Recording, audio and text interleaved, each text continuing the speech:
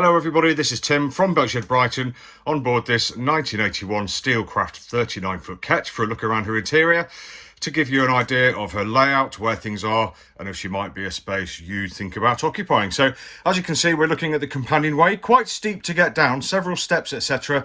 But once you're in, you're definitely in. Now if you turn right as we come down, we come straight to the electrics panel here, lots of switches, gauges, etc., the electrical isolator, etc., etc. Nice and easy at hand for anybody who needs to get to it.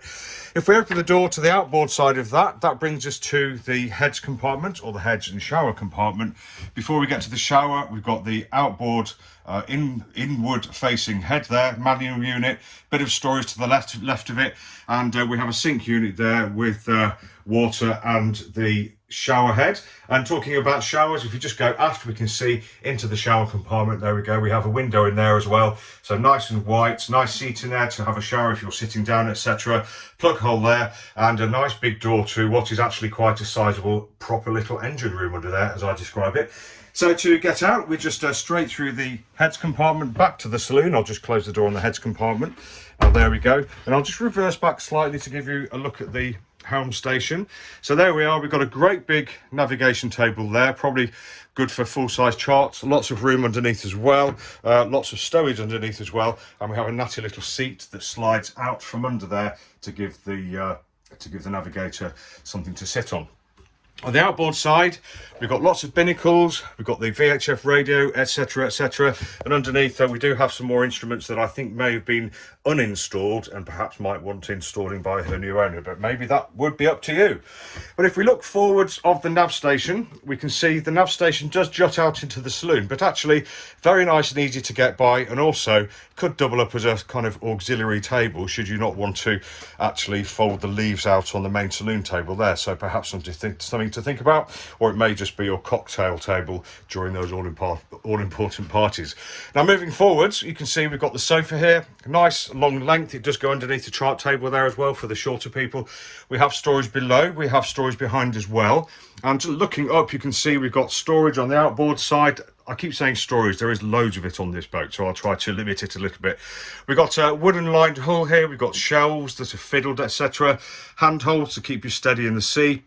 And just looking up on this boat, we do have lots and lots of windows. It's not very bright down here today because it is a very dull, rainy day, but lots of light should come through those windows, and most, if not all of them, open as well. So that's really nice too.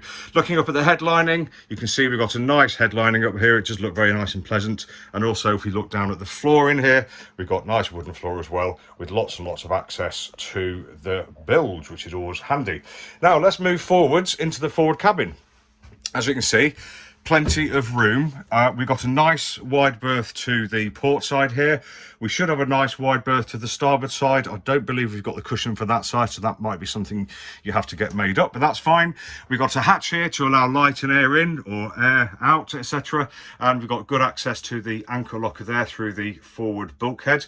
Coming aft, you can see we've got lots of storage underneath the beds as well, and they're all finished off really nicely with this stuff, which I really quite like. It does get that kind of classy kind of feel, so really, really good.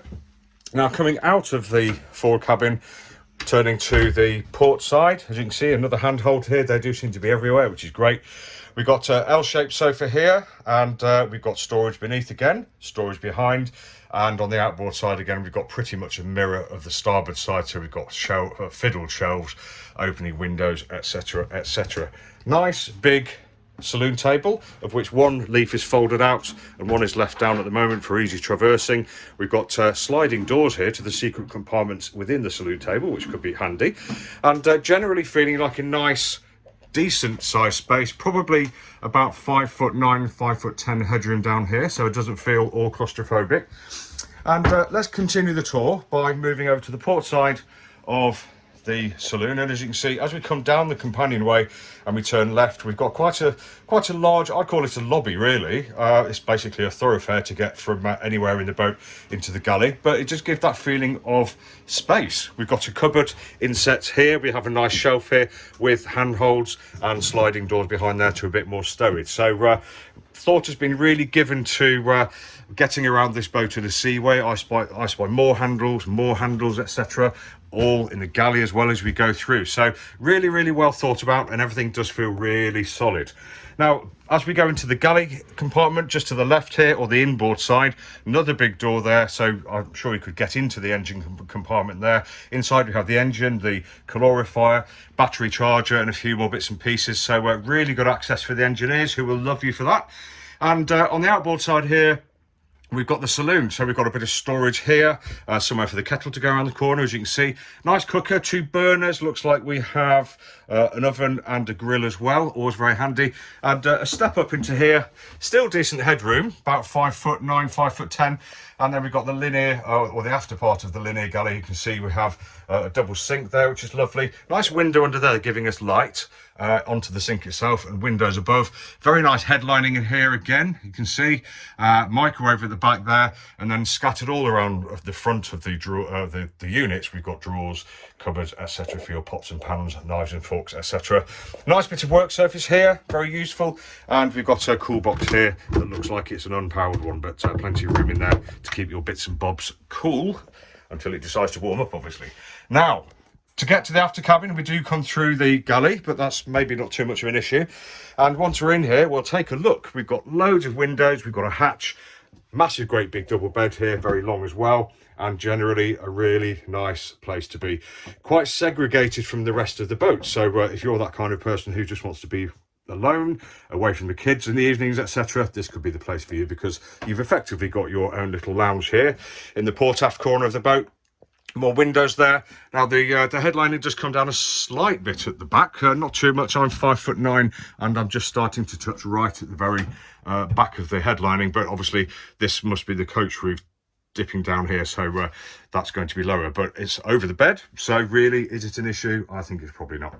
But let's continue talking about the port side here. So we've got a nice sort of L-shaped seating here, perhaps could double up as a berth for a child or someone a little bit shorter.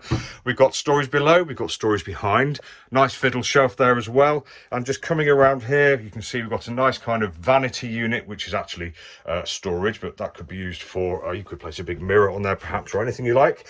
And then again, I've mentioned the lovely great big berth here with storage underneath as well. It's very nice storage under here as well. We've got baskets and all sorts of bits and pieces in there to hold your stuff. Very good. And we have access down here to the stern gland, and I think the stern gland greaser as well. And the bill's really lovely. And you can just see, if I stand back, how large this lobby is here. So if you're getting changed, etc., you shouldn't really have a problem in here at all, I don't think. Lots and lots of space. Finished off just by the cupboard in the starboard forward corner here. Lovely, great big, I guess you could call it a linen cupboard, but there's room in here for all sorts of bits and pieces.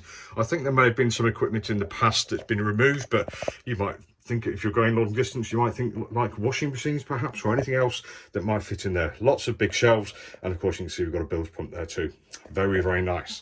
So let's go back to the saloon. So we're turning port through the galley, and we'll finish off by saying this has been Tim from Boatshed Rock Brokers, just taking you for a tour of the interior of this 39-foot steel ketch. Thanks for watching. If you'd like any more information, just go to boatshedbrighton.com for lots more pictures, videos and virtual reality. Take care.